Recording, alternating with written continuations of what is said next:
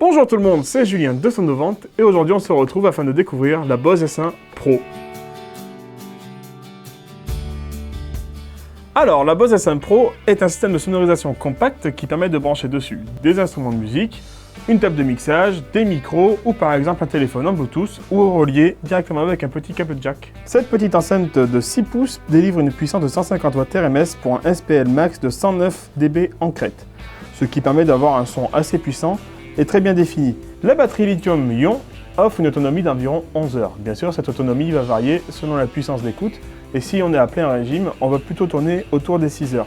Il est possible d'acheter une batterie secondaire pour, par exemple, augmenter l'autonomie de l'enceinte. La forme de l'enceinte permet d'orienter le son dans plusieurs positions pour plusieurs configurations de son. Par exemple, si on l'oriente ainsi ou ainsi, on va pouvoir l'utiliser comme retour de scène.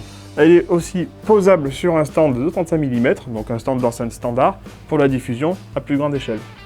La Bose S1 possède une poignée de transport ainsi qu'un poids inférieur à 7 kg. Ça permet de pouvoir la transporter absolument partout.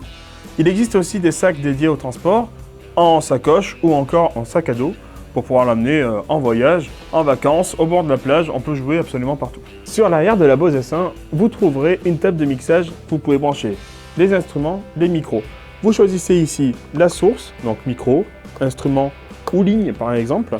Vous avez une réverbération intégrée qui vous permet de modifier votre son, les basses et aigus pour l'égalisation, et ici le volume général de votre piste. C'est-à-dire que si vous voulez avoir une guitare plus forte que votre micro, vous pouvez mixer votre son. La table possède aussi une piste auxiliaire sur laquelle on va pouvoir brancher notre téléphone en mini jack ou en Bluetooth directement. On va ici pouvoir gérer le volume afin de mixer ce son avec nos instruments. Si vous le souhaitez, vous pouvez aussi sortir de la Bose S1 afin d'alimenter une autre enceinte pour un gros concert ou une prestation qui nécessite 2 enceintes. Le switch d'alimentation possède 3 positions. Tout d'abord la position centrale où l'enceinte est éteinte. On a ensuite la position basse où on va pouvoir recharger l'enceinte très rapidement en seulement 2h30. En revanche, le son ne sort pas.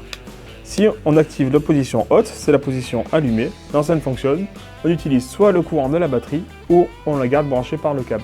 Enfin, la table de mixage intègre le système Tone Match de Bose qui permet de rectifier naturellement le son du micro ou des instruments.